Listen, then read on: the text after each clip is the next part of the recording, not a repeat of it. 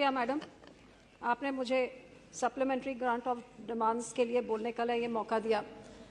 मैं आही पूछना चाहनी हाँ कि जिथे इस सरकार ने एक बार फिर तकरीबन 4 लाख करोड़ का होर ग्रांट की मांग की है, इस ग्रांट विचों वो कितना वड्डा हिस्सा है ਜਿਹੜੇ अपने किसानों के कोल जाऊगा? क्योंकि 2014 च जब सरकार बनी सी उन्होंने कहा सी कि असी 2022 तक किसान की आमदन नूं आपां दुगना करांगे, लेकिन अज 2014 ते 2022 दे विच आपां देखिया जाए तो दुगना आमदन तो पता नहीं की हुई है कि नहीं हुई है, MSP तो की होनी सी, लेकिन डीजल दी कीमतां जरूर डबल हो गई ने।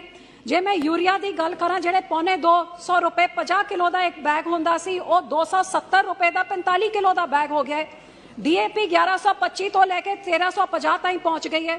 हर चीज़ की कीमत आपां जे कल्ले GST की मैं गल करना कि GST जिहड़ी किसानां दे उत्ते जिहड़ी पैंदी है, खेत की दवाइयां दे उत्ते 18%, ट्रैक्टर दे उत्ते 28%, बीजां दे उत्ते 12%, हरेक किसानी यंत्र दे उत्ते 28% ते कल्ले GST।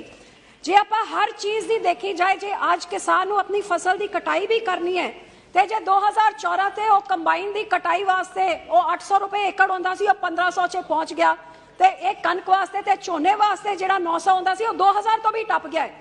सो दुगनी आमदन तो पता नहीं, लेकिन कीमतां जरूर किसान की जिहड़ी इनपुट कॉस्ट होंदी है वो दुगनी तो भी वध हो गई है। ते MSP च जिहड़ा वादा होया है, जे 2014 ते कणक 1400 सीगी, अज 2100 हैगी, जे झोना 1350 सीगा ते अज 1980 के नेड़े हैगा। कल्ले 2% इनक्रीज हुई है MSP दे उत्ते, ते 100% ते इस तो भी वध इनक्रीज हो गई सब इनपुट कॉस्ट चे।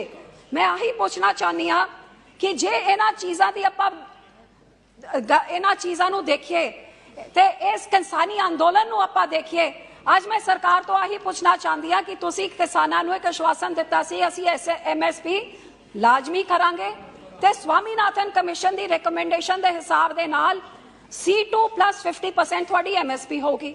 आज मैं सरकार तो पूछना चाहती हाँ कि वो की मजबूरी है कि लिखत देने के बावजूद तुसी किसानां नूं जिस तरह की MSP स्वामीनाथन कमेटी ने कहा उन्होंने क्यों तुसी पूरा नहीं कर रहे हो? दूजी गल, MSP जिन्हां नूं तुसी दिता है उस MSP नूं तुसी हरेक फसल च दिओ, ते उस फसल की प्रोक्योरमेंट नूं तुसी गारंटी करन वास्ते की कर रहे हो? ते जदों तक तुसी आ चीज़ां नहीं करोगे फिर तुसी 6000 रुपए किसान सम्मान निधि दे दो, फलां टिमका दे दो, लेकिन किसान थोड़े डोल्स दे उत्ते थोड़ी रहमत दे उत्ते नहीं जीना चाहता, आत्मनिर्भर बनना चाहता है, आत्म सम्मान दे नाल जीना चाहता है। वो ताही होगा जे तुसी उन्हां नूं फसल की पूरी लागत तुसी दोगे। वो कदों दोगे ते ये पैसे जिहड़े तुसी ले रहे हो इहदे विचों किसान नूं कितना मिलूगा, ये मैं तुहाडे तो जानना चाहती हाँ। दूजी गल मैडम, मैं कृषि प्रधान सूबे तो आंदी हाँ, मैं दसना चाहती हाँ कि जब कोविड हो रहा सी सारा देश बंद सी, वो देश का किसान ते पंजाब का किसान सी जिहड़ा ने देखा कि अन्न की घाट ना आए, लेकिन हिंदुस्तान की इस देश दुनिया की वड्डी आबादी का ढिड भरिया रहे साडी देन सीगी। लेकिन अज उस पंजाब के किसान दे नाल की हो रहा है, साडे पानियां दे उत्ते डाका पाया जा रहा है।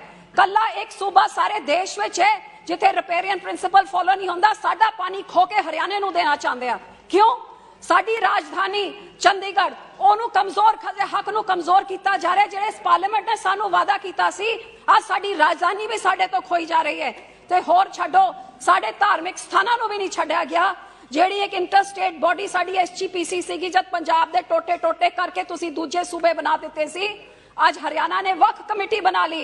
ये पार्लीमेंट तो इलावा कोई स्टेट नहीं इहदा फैसला कर सकता, लेकिन हरियाणा नूं फैसला करन दिता। जे कांग्रेसियां ने हमेशा पंजाब का हक मारिया है, ते आज ये सरकार भी पंजाबियां ते सिखां दे हक मारन से कोई घाट कमी नहीं छड़ रही है। मैं पूछना चाहती हाँ, ना साडे सूबे की कोई राजधानी, इकलौता सूबा है सारे देश जिसकी कोई राजधानी नहीं है।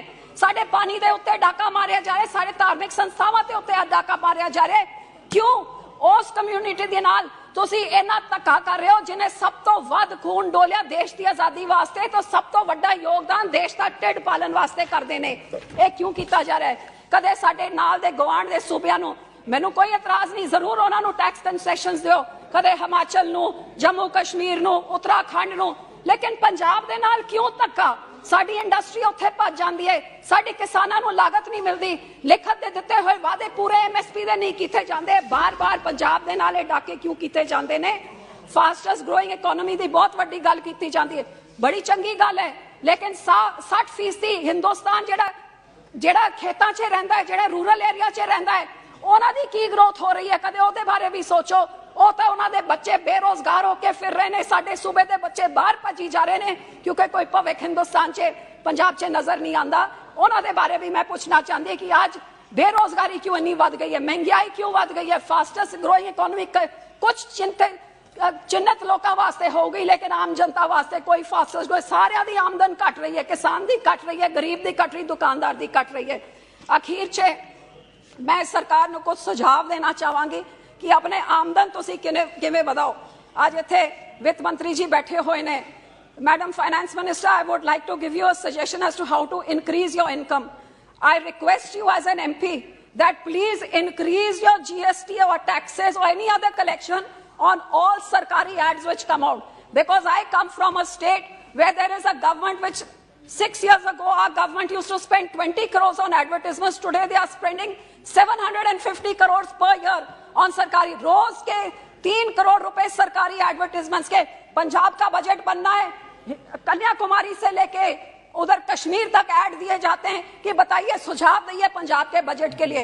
तो ये राज्यों की सरकारें, राज्यों का पैसा देश भर में अपने आप को चमकाने के। मैडम फेसबुक में जो ऐड दिए 80% पंजाब के पैसों से, आपको पता है गुजरात में 80% ऐड दिए गए पंजाब के पैसों के साथ। तो मैं मैडम को कहूंगी ये जो सरकारी एड्स होते हैं ना, उसमें जरा टैक्स बढ़ाइए ताकि ये राज्यों की सरकारें 10 बारी सोचें। लोगों को पैसे उसे लुटाने के बजाय पंजाब के लोगों को, राज्यों के लोगों को उन पैसों का फायदा होए, हमारे बच्चों को नौकरी मिले, हमारे किसानों को अपने फसल का पूरा हक मिले। और हमारे सिखों के साथ ऐसे धक्का ना करिए कि बिल्किस बानो कहे तो बलात्कारी रिहा हो जाते हैं, लेकिन हमारे कैदी राजीव गांधी के कातिल रिहा हो जाते हैं। लेकिन 550 साल गुरु नानक देव जी के उनके पूर्व पे जो वादा किया था कि बंदी सिखों को छोड़ा जाएगा, वो 28 साल के बाद आज भी जेलों में सड़ रहे हैं। ये सरकार अपने वादे पूरे करे किसान के साथ, सिखों के साथ और गरीबों की तरफ देखे। नहीं तो फास्टेस्ट ग्रोइंग इकोनॉमी आपके लिए बोलने के लिए होगी, लेकिन लोगों का जो हाल हो रहा है वो हकीकत से बहुत दूर है जो आप कह रहे हैं। शुक्रिया।